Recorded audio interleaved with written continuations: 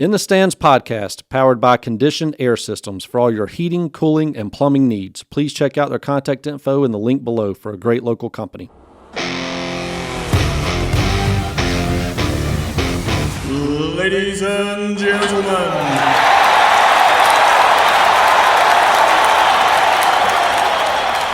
In the Stands podcast, back at you. Andy Roberts, Jason Loggins, two absolute phenomenal guests we've got on today. So we'll first tell you both thank you for being on here, and I'll introduce each of you. Mr. Tommy Aaron attended University of Florida and was later inducted into the University Hall of Fame for Florida. In his amateur career, won Western Amateur, was a multi-Georgia Amateur champion, and U.S. Amateur runner-up. In his pro career, won 9 times worldwide, 2-time Ryder Cup team member, and won both times, 69 and 73, which we'll talk about later. Multiple top 10 finishes in majors through the 60s and 70s. In 1973, Masters champion. At the time, it was the first time anyone from Georgia had won it. Also in 2000, at that time, became the oldest player at 63 to make the cut for the Masters. Was later inducted into the Georgia Sports Hall of Fame and also the Georgia Golf Hall of Fame. Mr. Aaron, welcome to the podcast. Thank you. Next up, Hudson Justice. Top 3 world junior golf ranking sources that we go by. He is 4th in junior golf scoreboard in the class of 2030. He is 5th now in the AJGA Rolex class of 2030. 5th in the Cougar rankings class of 2030. Just became the GIAA region champion as an 8th grader, I might add. 2-time future Masters champion. 4-time U.S. Kids World Champion, and only one of 4 boys to have that many.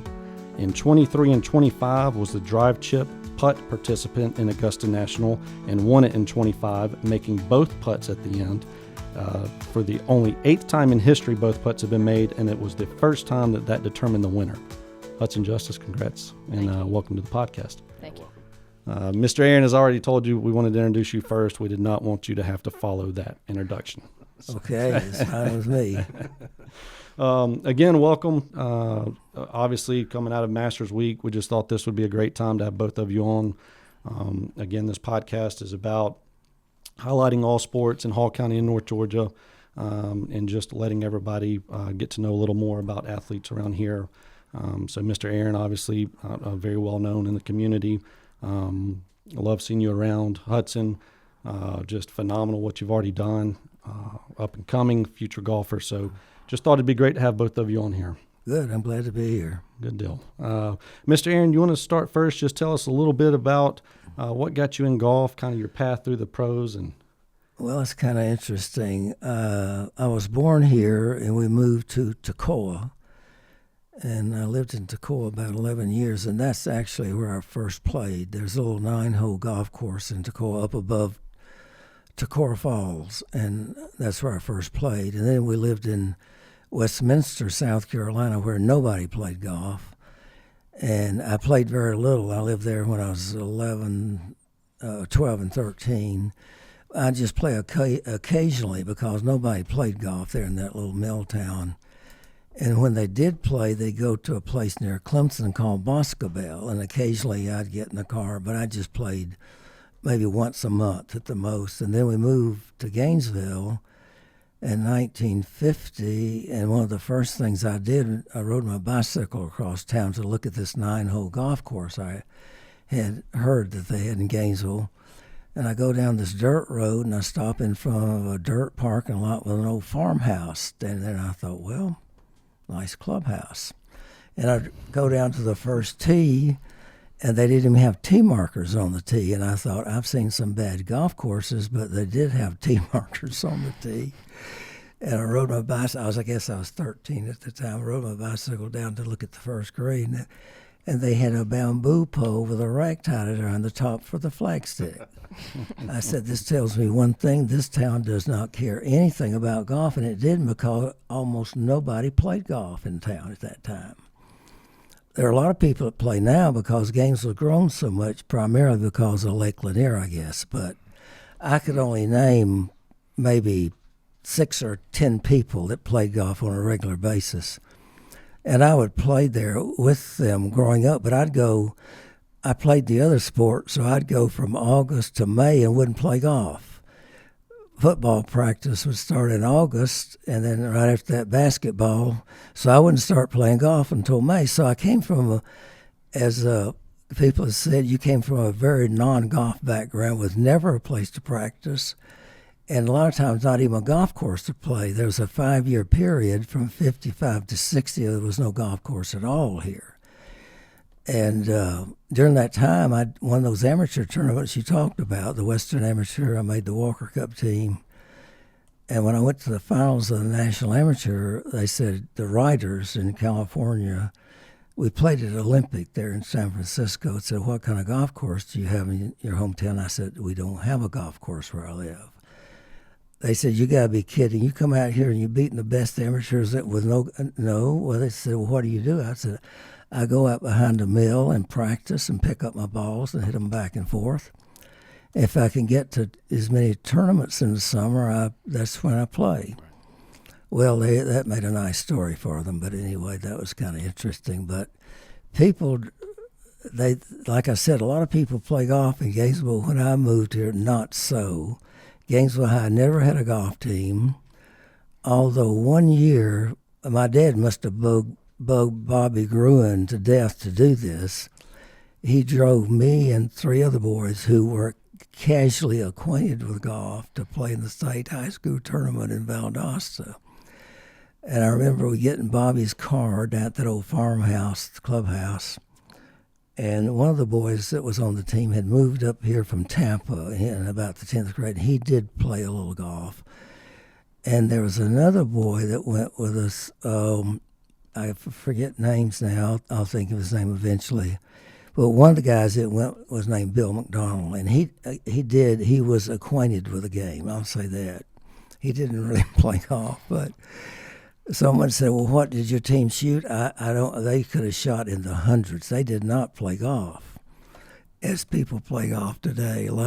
And so I won the individual, but anyway, which I enjoyed doing. It was a thrill for me to play. But that was the only time there was anything like a golf team there at Gainesville High while I was there. Uh-huh.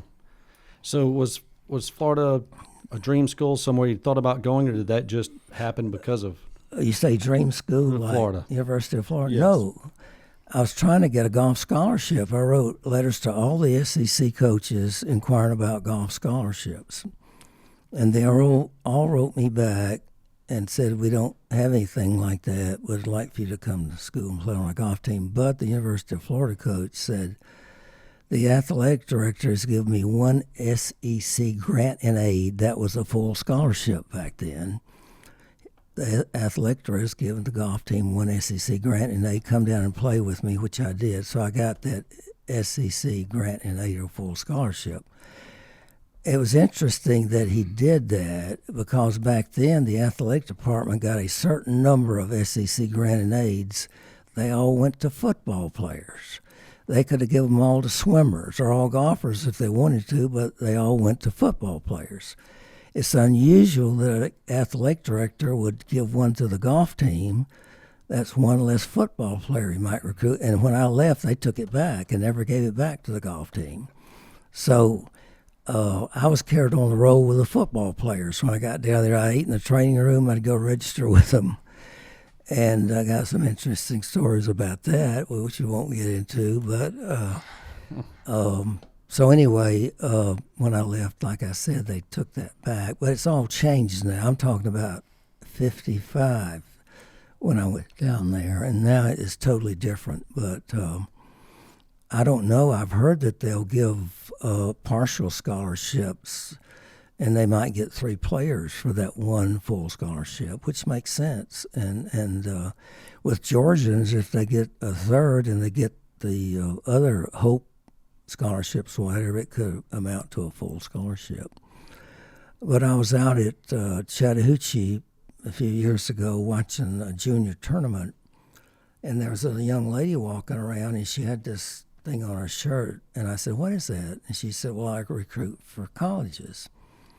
I said, "Oh, well, great. Do they give full scholarships nowadays?" She says, "No, they don't ever do that." And I said, "Well, oddly enough, I got a full scholarship to the University of Florida. She never asked me another question. She probably thought this old gray-haired guy thinks he got a full scholarship. I thought if I'd been her, I'd say, well, tell me about that. How'd that play? Never asked me another word about it. I thought that was strange because I'd have jumped right on that. How'd you do that? But she probably thought some old gray-haired guy thinks he got a full scholarship to golf for golf.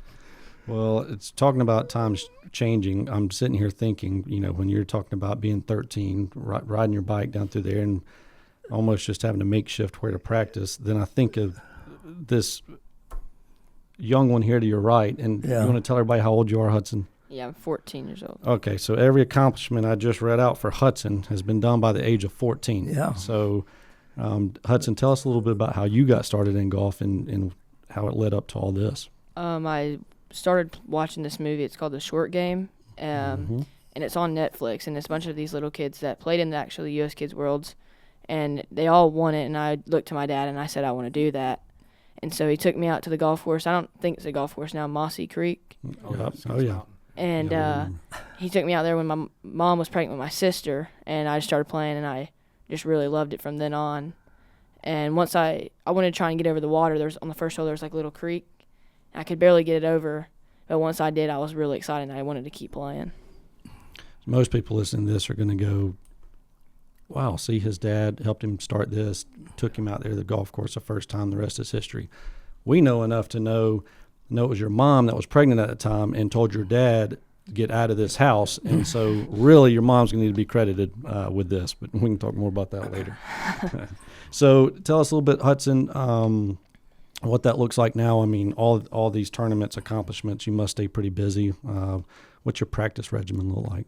Yeah, it definitely stays busy, especially right now with the golf season, my own golf, and then school. So I usually just try and practice as much as I can. And I'm more of a play on course. I don't really like to sit on the range for too long. But I usually get out of school, depending on really what day, but I get out to the golf course around 3 and just kind of stay out there till about 7:30, and just every day is kind of different for me, I feel like. Other sports? Do you play other sports? I do. I play basketball, so that from, I guess, October to January is definitely not a lot of golf, but I'm trying to fit it in there. Awesome. Busy man. Yes, sir. So, Mr. Aaron, what, I'm sure a lot of people ask you, how have you seen the sport change, or the sport changed over the years? And I guess that's got to be one major change now, just looking at the youth aspect of it. Well, yes, it's changed a lot. I think of golf at the professional level, and it's a different game nowadays than the one I played, because the emphasis is so much on length. When I was growing up, the emphasis was on accuracy. And it is a game of accuracy. You're trying to send the ball from point A to point B.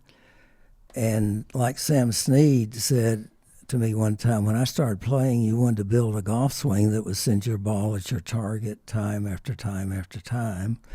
And then as you got older and stronger, length would come. That's totally opposite. Length is the first thing they want to do, and they hope accuracy will come. But it's not about accuracy anymore. It's just totally a different game because of a lot of things. The equipment, the golf ball's a lot livelier and goes further, and the big-headed driver leads to a lot of length, because when you play with persimmon, there's an area about the size of a quarter on that club face where you can hit the ball that you get a good shot. So you didn't swing that hard. You had to swing pretty good to hit that little space on that persimmon driver. But now with that big head, they seemingly can hit the ball all over the face and get a pretty good drive, so they swing a lot harder at the ball, and they hit it a lot further. And every generation they get better. They run faster, they jump higher, and the same with golf. And they exercise. It was thought only thing you needed to do was hit golf balls. When I was growing up, there was no exercise involved or anything like that, but now they all do that. Well, you must have mastered your time, because speaking of accuracy, from everything I read and heard about you, that you were just very consistent, Mr. Consistent on the golf course. Well, I tried to be. That's a big part of it, is being consistent. I tried to be, but I don't know. Everybody has a little different swing. And I think that you have to put a little of your own person into that swing. You can't copy somebody else. It has to be part of you. And anyway, I met a teacher which I thought was the best in the game when I was about 54. He was a pro at Milwaukee Country Club, a very unusual man named Manuel Delatorre. And little time I spent with him was I enjoyed a great deal. A very unusual man. I got almost nothing for his lessons. And his sole focus was on teaching the membership there at Milwaukee Country Club, because he said, if the members play better, they'll support the club more. He looked at it as a service to the game, and that's not the attitude that teachers have, but he was like that. He was looking at the big picture. I said, Manuel, if I taught, I'd want to make as much money as I could. But he looked at it as a service to the game. But he was a very, very unusual man. But I thought the best teacher I had ever met, and I had met all of them over the years. Wow. Speak just for a second on the Ryder Cup, because we talked earlier, and I did not know this, and I thought this was a very interesting story. So tell us about that. Somehow we got on the concession, the Great Concession, which was involved the 1969 Ryder Cup team that I was on. Sam Snead was a non-playing captain. We played, I was trying to remember the course, and it was in England, and I can't remember the course right now, but it came to the last match between Nicklaus and Tony Jacklin, who had won our U.S. Open and the British Open. And they came to the last hole, and Nicklaus had a putt of being 4 or 5 feet, and Jacklin was slightly inside him. And Nicklaus makes his putt, and then he picks up Jacklin's coin to concede the hole, which made it a tie. It's called the Great Concession. Well, that wouldn't happen today. And we wanted Jacklin to see if he could make that putt, too. I was standing right behind the green with the other team members, and Sam Snead was not very happy about that. But anyway, it's a big story in golf that most golfers don't even know anything about. But anyway, it's called the Great Concession. And Nicklaus and Jacklin built a golf course in Bradenton called the Concession. And I was down in Bradenton. My grandson is with the Pittsburgh Pirates, and I went down for spring training. And I called over to the pro shop at the Concession. I said, I was there at the time, standing right behind the green, watching the whole thing. I'd like to come over and play. And the young assistant said, I'll have the pro call you. I never heard from him, which was okay. But anyway, that's the story behind the Great Concession. But it looked like Nicklaus was so happy to make his putt. It was like a reaction. You can't plan something like that. And it made him a hero around the world, Nicklaus, which is fine. But anyway, that's called the Great Concession. If anybody ever asks you about it, now you know. Check it out. Yeah, that's amazing. Hudson, tell us a little bit. I know you attend Lakeview Academy, and for everybody listening that does not know, Lakeview, part of GIAA, so 8th graders can play varsity sports. And so you were part of that varsity golf team, as we just mentioned, and just as of a few days ago became the region champion and looking to, in a few weeks, I believe, state tournament. Yes, sir. Tell us a little bit about, I'm curious, Hudson, so I know unbelievable accomplishments up to this point, tournaments, obviously, kind of in the travel world of golf, I'm assuming. What is different, if anything, playing with high school now and high schoolers? I feel like it's just the team aspect with the school, and I feel like that makes it a lot more fun to me. You have teammates that you can have fun with whenever y'all go travel, and you're not just playing for yourself as well. So say you have a bad round, you're going to know your score count, so you have to try and fight back for your team and not just for yourself. And I think that makes me want to try and win a little bit more, just so I can help that team out, and so we can have a better chance at winning. And whenever you're playing by yourself in like a normal tournament, you're not really playing for anyone else besides you. Right. And that just makes it a lot more fun for me, I feel like. Sure. More relaxed a little bit. Mm-hmm. Yeah. Which, obviously, with playing team sports, I know helped. I know you said, Mr. Aaron, you played team sports, and it's got to help with that as far as basketball. I'm sure that's helped you. How about your approach? Anything as far as golf related? Is your approach different? Is it just like any other match? I feel like it really depends on kind of what tournament we're playing. Because, I think if it's a 9-hole tournament, you're trying to be a little bit more aggressive to try and go a little bit better. But if you're playing just an 18-hole tournament, I feel like I can be a little bit more conservative and still try and make birdies and pars. Nice. Well, good luck on the state championship. Thank you. Possible 5 state championships you could Yeah. you and your team could accomplish. So unbelievable. I know I've heard great things about the team at Lakeview. I know doing a lot of great stuff. The season's already done great things, and so I'll be cheering you on as much as anybody. Yes, sir. So that's awesome. I want to talk to both of you about, obviously for anybody, now that I just read it, and most have heard probably that have listening already know that Mr. Aaron, you won the 1973 Masters at Hudson also had one unbelievable accomplishment there that we'll talk about. But take us through a little bit about that round or those rounds. Oh, the 73 Masters. Well, You were actually leading after the first round, right? I think maybe so. I don't remember. I remember the score I shot, but I don't remember exactly where I was leading or not. Maybe, possibly. I remember I went there without a lot of high expectations because my wife had been in the hospital and I had been home. Prior to that, I would have played probably 7 or 8 tournaments before the Masters. And that year I only played a few on the West Coast, and then I came back because she was having surgery and she developed complications, and she was in the hospital about a month. So I did go to Greensboro and play the week before, and I played okay there. But when I got to Augusta, nothing in the practice rounds made me think something special might happen. In fact, before I teed off, the first day I had an early tee time. It was kind of cool, and I'm on the range, and I don't hit very many good shots. I'm not real confident about the round.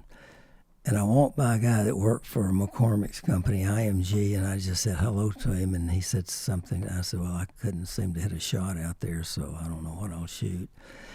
But strangely enough, somewhere in the round, I must have hit a good shot that kind of turned it all around. That can happen sometimes.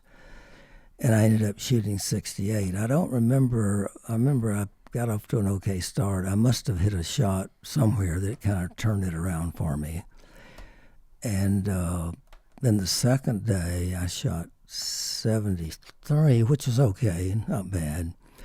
But then the third round, I really struggled. I shot 40 on the front nine. I thought, well, I'm on my way to an 80 pretty quickly unless something changes. And somehow I shot 34 on the back nine. I don't remember how I did that. I mean, I played so poorly, hit so many bad shots on the front nine. I wish I could remember. Only hole I remember was 18. I hit a very bad drive on 18, and I was so far back there. I had a long, like a 2-iron shot to the green. I'm thinking, I'm swinging so bad, there's no way I can hit a 2-iron on that green. And I intentionally played a shot just short and to the right of the green. And I pitched over and I made my 4. And I shot 34 that back nine. And that kept me back in the tournament. At the time, I didn't think about it as being that important, but I could have played my way right out that back nine if I could continue to play the way I did. So anyway, I was 4 shots behind starting the last round. And I'm out there on the tee warming up, and I'm trying to figure out some way I can fix my swing so that I can make the ball go where I want it to. And I tried to slow my swing down, and all of a sudden I was swinging as if I wasn't reaching for any length or power. Or as a weekend player say, hit the ball harder. To me, it's like trying to reach for more power, and I just started making a swing without any effort, and the ball started going right where I wanted it to go, and just as far with no effort. So I thought, well, that might work if I have the mental discipline to do that on every shot all day long. Now, that's a big task to ask because eventually you're going to want to hit one a little further in the round. And I adhered to that. I birdied the first 3 holes. So as I teed off on 4, I thought, well, I'm right back in the tournament unless the leaders birdie the first 3 holes. And then I parred all the other birdied 8, so I guess I'm out in 32. And I'm walking to the 10th tee, and I'm thinking, well, if I play a good back nine, I may have a chance to win the tournament. And I hit 2 beautiful shots on 10 right in the middle of the green, and I 3-putted. And then 11, I hit an iron, not very good, just off the edge of the green to the right, which you see a lot of people playing from there. and my pitch wasn't that good, and I missed the putt, so I made another bogey, and I thought, well, I may have lost that chance I thought I had there, but that's all history now. I can't change that, so all I can do is play the best I can in the remaining 7 holes. And again, I hit a nice shot on 12, and at the time it didn't seem to be a big deal, but as I reflect on it, it was, because a lot of people hit the ball in the creek there, and not so much this year, but in the past, a lot of. And my understanding is that J.C. Sneed, who was a shot in the lead, when he came to 12, he did put his shot in Race Creek there. But anyway, I birdied 13, and I get over to 15. That was the only hole I tried to push the ball out there a little further off the tee. And, of course, I mishit it, and it's straight enough, but it's short by about 10 to 15 yards of where I wanted to be. And at that time, they had big mounds on the right side of the fairway, and there were a lot of Gainesville people standing up there. And I'm standing there thinking, well, I could hit my best 3, but if it lands short on that bank, it's coming right back in the water. And so often when you want the ball to go a little further, you'll hook it, trying to hit it harder. But I thought, well, if I win this tournament, I got to take a chance here, and it may go in the water and it may not. And I couldn't have made a better swing. But when the people from Gainesville saw me pull out that 3, and it was a wood at that time, I heard the murmur go, I can't believe he's going for the green. They knew how far back I was, but the TV doesn't always know how far back you are, see. Anyway, I couldn't hit a better shot, and I didn't try to make it go further. I just made a swing, and it pitched right on the right front where the flagstick was, similar to the way it was Sunday, this past tournament. Not quite the exact, but very close. And it went over the green by 7 or 8 yards, and now I've got a very tricky pitch shot, which I played real well. It finished about 5 feet just below the hole, and I made that. But I still felt like I needed to make a birdie to win. I didn't know what was going on behind me. I can't control what they put up on the scoreboard. All I can try to do is control myself. And in retrospect, that was probably the best way to think. And I got to 18. I still thought I needed a birdie to win. I hit a nice shot off the tee in the fairway. And the pin was front left, similar to where it was this past Sunday at the Masters. It's seemingly always been that front left. And again, I had paced up to the front edge of the green. We didn't have yardage books back then. And I knew how many of my paces it was to the front edge of the green, but that whole play is about 12 or 15 yards longer because it's so much uphill. The TV audience, for some reason, they don't see that. But if you watch, you can tell how much uphill it is. They don't pay that much attention, I guess. And I'm standing there thinking out loud to my caddy. I'm thinking, I can hit my best 6-iron. It may not carry far enough. If it hits just on the top, it's going to come back in the bunker. He's trying to talk me into hitting a 5-iron. And I kind of shook that one off. And and again, I hit a beautiful shot right at the flagstick, and it landed just short of the green, which is what I wanted, but it didn't bounce up the way I expected it to. It bounced up it was just off the edge of the green, but I was only maybe 15, no more than 20 feet from the hole, which I thought, again, I had to make the putt to win. And I hit a good putt, but I didn't make it. And in retrospect, like I said, that's probably the best way to think, because the hardest thing in the world to do is just make a par, play for a par on a hole. And, like my caddy, he just wanted me to get the ball on the green on my second shot. That's the reason he wanted me to hit a 5-iron. He knew if I mishit that 6-iron at all, it was not going to get over the bunker. I don't ever hit a shot flush every time. You might mishit it a little bit. So anyway, after you check your card, they take us over to Butler Cottage. The outcome was still in doubt with J.C. Sneed. When I sat down to watch the outcome of the tournament, I sat down beside Nicholas, and J.C. Sneed had played his second shot in the front bunker on 17. He'd played out about 10 feet past the hole. And Nicholas says to me, there's no way you can make that putt. You got the tournament won. You know what happens next? It goes right in. So I think, nice observation there, Jack. If you have any more, you keep them to yourself if you have any more. So anyway, he's one shot behind playing 18, and his second shot, he's at about a 25-footer going down. Putt's going like this and that, and I'm sitting there thinking, he'll probably make this. I better mentally get ready for an 18-hole playoff. And that's the way I was thinking. He'll probably make this. I've seen it happen too many times, and I was expecting him to make it, but then he missed it, and I thought, well, I guess I won the Masters. But people would sit there thinking, miss it, miss it. Well, of course, I did not want him to make it, but I was thinking, he'll probably make that. It's better to think positive than it's negative, I think, in anything you do. And I thought I better get ready mentally for an 18-hole playoff, which I did not look forward to because I was exhausted watching that course 7 days. And the pressure you're under is it's exhausting. Well, and I was about to ask that. You say mentally. I mean, you're sitting here, and I know it's, obviously post that, but you remember everything about it, and you're still so calm and cool and collective. Do you play that way, or was it truly? Not always, I for some reason, I was very calm. I knew what was happening and what was at stake, but I felt very comfortable with it.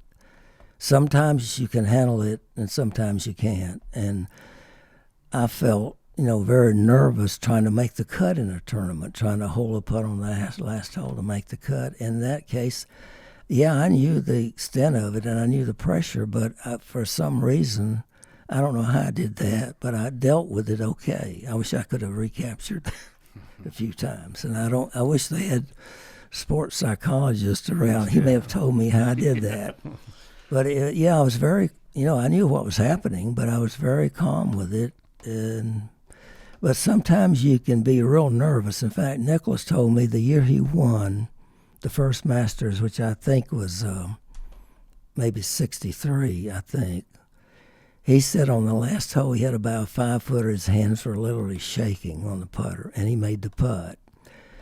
And it's hard for a weekend player to identify with that. He's nervous. He can't do anything. But a lot of times you'll be nervous, and you still can hit the shot and make the putt. But a weekend player can't identify with that. But it happens. It was interesting to hear him say that his hands were literally shaking when he made the putt. I'm curious. What mill did you go with? For the next year? What meal? Yeah. What dinner did you pick? Meal. Okay. Well, I called the club manager. Well, it's time for me to host the dinner, and I said, "Tell me something about the Champions Dinner." And he said, "Well, they call me and tell me to serve a steak and a baked potato every year." I said, "They don't pick a menu?" He says, "No, they just tell me to serve a steak and a baked potato." So I said, "Well, I think I will pick a menu." "Sure, whatever you want." So it was basically beef medallions. I thought I was safer with that. A little different, like a crab cocktail, and a little different salad. In fact, after the dinner, a couple of the players said, "I'm glad we had something different this year other than a steak and a baked potato." So from that conversation, I assume I may have been the first one to pick the menu. Now they all do. Wow. It's been going on since 1952, though, but the public only heard about it 20 or 25 years ago, and that's all they want to talk about. That's the big thing to them is what was served at the dinner, which is great, but I'd talk about more about what the play was in the tournament. Hudson, if you won this weekend, what dinner are you going with? Let's hear it. I'm honestly probably going with a steak. Okay. And then just some probably house salad and probably just like a cookie skillet on the side for dessert. That cookie skillet. The food was great this year that Roy McIlroy had. It was exceptionally good, especially that Lafitte Rothschild wine. That stuff is expensive. Wow. He could have spent $100,000 on that dinner. And a lot of people think the Augusta National picks up the check. It's your party, and you pay for it. Really? You didn't know that? No, I did not know that. Did you know that? No. Never. Well, now you learned something, see. Wow. Well, I might go with you next year. So that was an expensive week. Of course, he can afford it. He probably makes $40 or $50 million a year. No. But anyway, the game has changed. Prize money's changed. It's unbelievable. God, I can remember finishing second in tournaments and only make $2,000 or $3,000. Now they make $1 million. Wow. Not in the Masters, but a regular tour event. I can remember finishing second back-to-back in Memphis and Indianapolis. That was no more than $4,000 or $5,000. That had been a couple of million. Wow. One year, Arnold Palmer won 5 tournaments, and his total prize money was $70,000. Now today it'd be 25 or 30 million. Right. People don't realize how the money. It's unbelievable now, the prize money. I thought I would never see that in the game.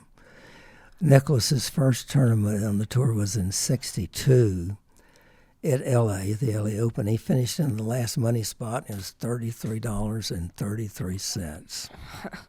Now it'd be about 25,000, which I think is great. I hear some of the older players like Snead complain about, I don't care how much money they win. You know, it has nothing to do with me. But he used to win tournaments in the 40s and win $500 for winning the tournament. They made nothing. In fact, as I look back, we played for peanuts compared to what they play for now. That's crazy. Maybe ask this one. We were talking about the Ryder Cup earlier. What's your dream foursome? And I'll ask you too. Oh, a dream foursome would Past and present, if you want to probably do be that. Bobby Jones one, Mm-hmm. and after that, maybe Ben Hogan. I'm trying to, and my friend Manuel De La Torre, Okay. the teacher. The right? teacher up in Milwaukee. A lot of times people will say, who impressed you most? And I'll mention the players, but I always mention Manuel Del Toro just because of his attitude, the way he loved the game. Good. Hudson? I think it would probably be Scotty Scheffler, Tiger Woods, and Michael Jordan. Good choice. That's pretty, Michael yeah, Jordan. that's pretty good. That's right. Might have to kick you out and let me go play with that. Yeah. Hudson, speaking of Augusta National, all right, take us through your experience there on this past drive, chip, putt contest. Tell us, for everybody listening, tell a little bit about how you even qualify for drive, chip, putt, and what it's about, and your experience winning there. So you go through 3 stages, and it's local, regional, and then I think sectionals, and I think then you make it to Augusta. But my schedule was so busy, I talked my parents into letting me go to. We went to we went to Michigan 3 different times. We flew up there just for like 2 days, and spent trips there trying to just qualify for there. And then I finally made it to Valhalla, which was in Louisville, Kentucky. Mm-hmm, sure. And then I made the putt there actually, and I chipped it really close to get through to Augusta. And I thought I had no chance I made it through because I didn't think I did very good, like the whole round. And when I got that, I was really surprised. And so then I think it was about a month and a half after that's when we do the drive, chip, putt. So there's 2 stages you have to go through to get there. I wasn't aware of that. Yes, sir. And they're all over the country. All over. Yeah. And so, which was, most Georgians go to Georgia, and then you have different colors. Mm-hmm. But with me, since I went to Michigan, I was way different than all the other Georgia people that qualified. So that was a little weird because I was playing against one of my really good buddies. I wanted to beat him really bad, but I also wanted him to do well as well.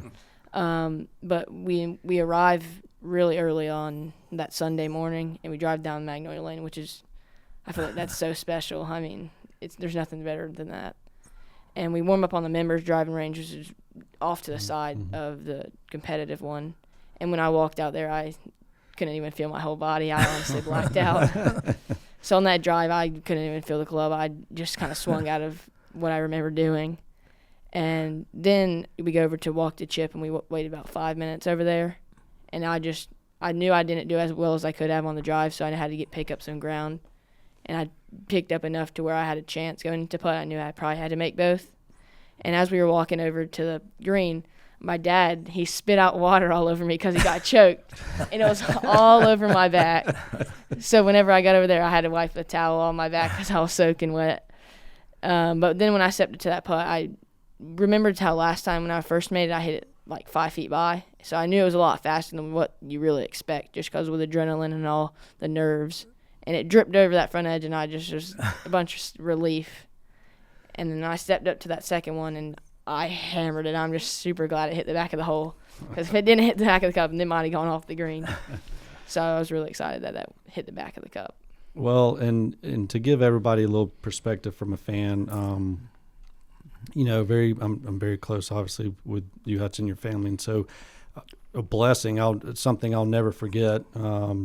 Getting to go to that, I was there, and so just to set the tone for everyone. This is each member, you go in your age groups, and you each have a drive, which I think, 3 drives? 2 drives. 2 drives. It's 3 in qualifying. It's 3 shots each stage in qualifying, so it's a total of 9, but when you get to Augusta, it's just 2 of each. Sure. And then you go to the chip, and it's all a point system, so how close you get to there, and then you go to the putt. And so when I was there, I'd never been to Augusta National, so I'm sitting there, I'm watching you, I'm taking in the course, I'm taking in everything, and I'm just amazed by it all. And so each age group, they come up, they'll do their drive, that age group moves over to chip, other age group coming in, and so there's people kind of just moving around. It's kind of quiet there, everyone's doing their thing. And so we get around that putting green, and about the time I'm asking, your dad is there basically caddying for you, staying with you, which I know is an unbelievable experience for you to share with him. But I'm standing there with your mom and other friends and family there with you. And so about the time I'm looking up here at this board and I'm asking, what does he have to do to win this thing? Can he win this thing? And somebody said he's got to make both putts. And so about that time you stepped up there and made the first one. And it was just, I'll never forget this. You go the drive, you go the chip, and it's just kind of, you're just going through the motions and people are moving around and whatever. But when we got up there, I guess because at the time your age group went, I don't know. But when y'all got up there to putt, it was like every person there had just so happened had stopped. They're surrounding the screen. The main event. And he makes the first one. And so, of course, he steps up to the second one, and everybody's sitting there just wondering, what if we put this thing in and put it in? And I'll never forget. I mean, I know the moment with your father. Your mom's crying. I'm teared up. And I'm sitting there just thinking, I'm coming to watch it and taking in the course. I'll never forget it. You don't know this part, but the hotel you stayed at where I came the night before, and I was in the restaurant waiting on to get done on what your stuff, and I'm sitting at the bar, and the gentleman beside me, we got to introduced ourselves, got to know each other. He was there with a media team that was filming this, and so we get to talk, and he said he was a camera guy. Asked me what I was doing. I said, well, I'm very close here with a very close family, and their son and is here, and playing in this. And so he asked me your name, and he said, okay, well, I'll look out for him tomorrow. And so about that time, you and your sister came in and said hey to me, walked out, and he said, was that him? And I said, yes. And I said, I'm telling you right now, you can think I'm just telling you this because we're sitting here. I said, but you're going to witness him win tomorrow. I kid you not, Hudson, he was the camera guy recording that, and he was up in that booth. And when you won it, I just looked up at him, gave him a thumbs up, and I'll never forget that experience. So the putting is done on number 18, isn't it? Yes, sir. And where's the flag stick? Up on the top level? So there's one that's on like the back left edge. Yeah. I think that might be one of the first rounds. I think that might be Thursday, and then the one on it's front left, so same as Sunday. Front left and back left. Okay. Yes, sir. I mentioned the shot I played there the last day, not trying to put my ball on the green the third round. I read later on that Ben Hogan won the tournament that 1 year playing that hole the very same way because he had 3-putted the first 3 rounds from the top level. And back then the greens were so firm, if your ball landed on the front of the green, it was going to be on the back in that shelf. Now they're so soft, the ball stops so much quicker on the greens. That's one reason the scoring is so much lower. It used to be difficult to stop the ball on the green, not shoot right at the flag. You had to figure out a way of.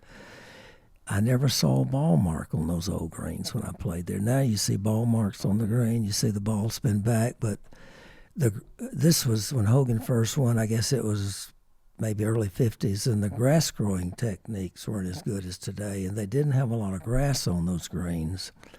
So if you putt from the front level, there's almost no way of stopping it near the hole down on the lower level. He'd done that 3-putted 3 times, so the last day he didn't try to put his ball on the green. He knew it was going to go up on the top, and he intentionally played short and then pitched over there and made the 4 to win. But I didn't know that. I did play that way because I didn't think I was swinging well enough to hit a 2-iron on the green from that far out.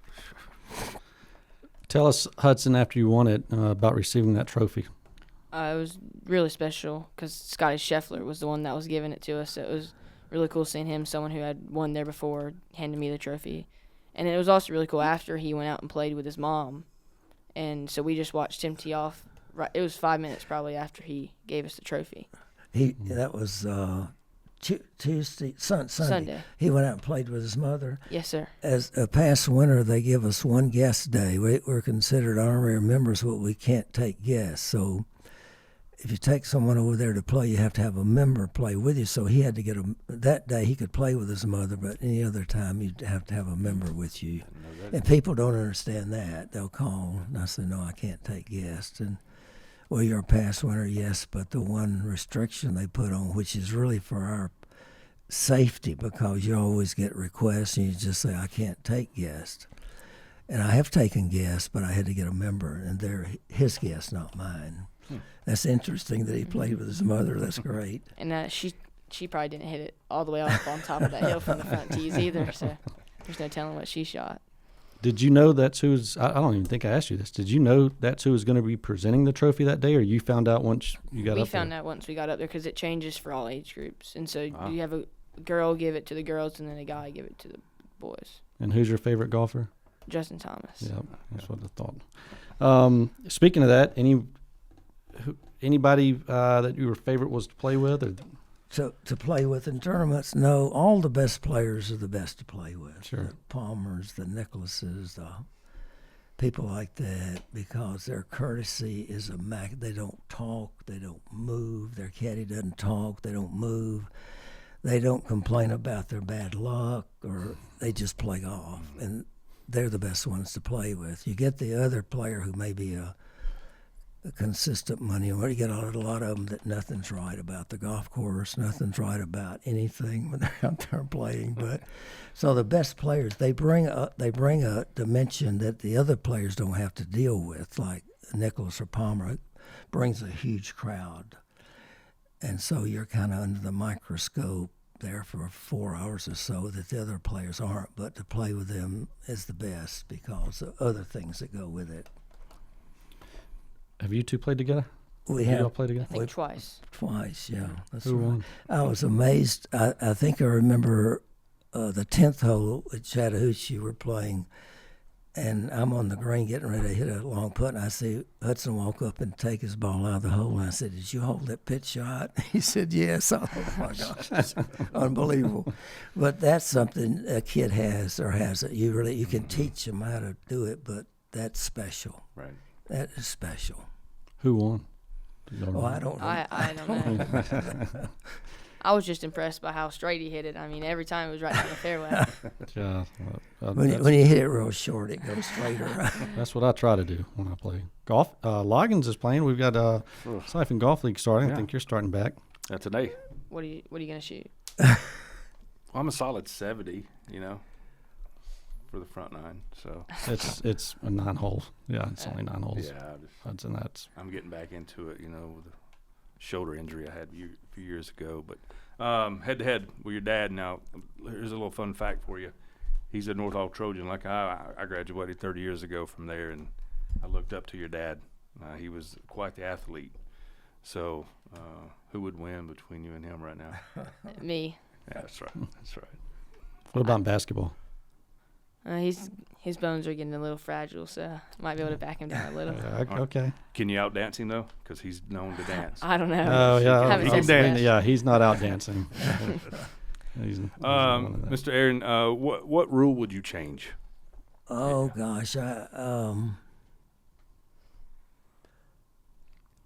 can't. I think the rules are okay. They're for a reason.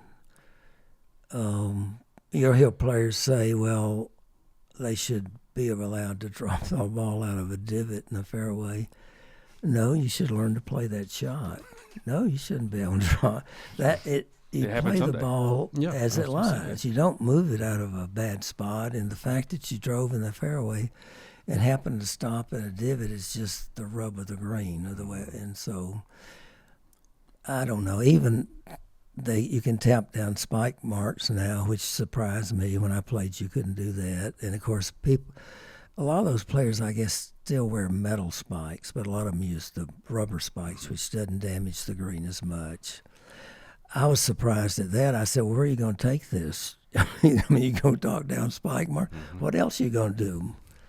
Move the ball out of bad lies? I mean, they say, I've heard people say, I say, well, you're playing outside and the weather changes, and the afternoon players might play under different conditions than the morning players. It's calm, and they say, well, that's not fair. And I say, if you want something fair, try something else. Nobody ever said the game was fair. It's just that's what makes it so great and so difficult. Is you play under different conditions. They don't change the height of the goal in basketball. Nope. Nothing changes in the other games, but it changes in golf, depending on the weather. But it's just something you have to deal with. And sometimes you get the worst end of the draw. You're playing in the worst weather, and sometimes you get the best of it. You just have to deal with it the best you can. Is there something, Mr. Aaron, you would, growing up, I don't know if you realized early how good you were at golf, but is there something you wanted to be? What do you think you'd be doing if it wasn't golf, or was it golf or nothing? That's about all I wanted to do was play professional golf, even early when I started playing at about age 12. We lived in Toccoa, and I'd caddy for my dad, and after the round they'd sit down and talk about, they called it the circuit, playing the circuit. And they talk about what Hogan did at the Masters to win, what Snead did, Byron Nelson, Gene Sayers. And I'd listen to those stories, and I'd think, God, it'd be great to win that tournament someday. I used to dream about that, like all kids. And that's what I wanted to do, but I didn't live in a lot of golf environments, like in Westminster and even in Gainesville. It just wasn't a golf town. And I had two uncles who were outstanding football players at Gainesville High. They all played in the high school all-star game in Atlanta. One was George Dobbs from my mother's side of the family, was the lineman of the year. So growing up, all I heard about was Gainesville High Red Wolf, and that's what I wanted to do when we came back to Gainesville. It wasn't golf so much because I knew it wasn't a golf town, but that's really what I wanted to do. And I played basketball too, but I don't know. I don't know if that was a disadvantage or advantage. I don't know. People can say, I've heard people say, well, if I grew up on a better golf course, I think, no, don't tell me that. Don't tell me that. A lot of players, I grew up on a bad golf course. It's that 9-hole public course, which is down at Longwood, where Longwood Park, where the lake is. But anyway, I don't know that I would change anything. It would have been nice if we'd had like sports psychologists around when I played. That would have been a good thing because we never talked about that. It'd been nice to have that kind of help from a sports psychologist. Sure. Hudson, is it 100% golf? Anything you're hoping you do if you don't? I want to play pro golf and just try and play on the PGA Tour. I don't really think about anything else. Sure. That's it. What's your favorite subject in school? Team sports. Love it. All right, so to last question here, and again, thank you both for being on here. Yes. Just unbelievable what you've done, unbelievable what you're doing. I know everybody's going to love hearing about all this. Mr. Aaron, what can you leave Hudson and every other young golfer out there? If you had one thing that if you could go back to 15 before you started your career and said, well, if I'd known this. Well, hold on to your dreams. Love it. Yeah.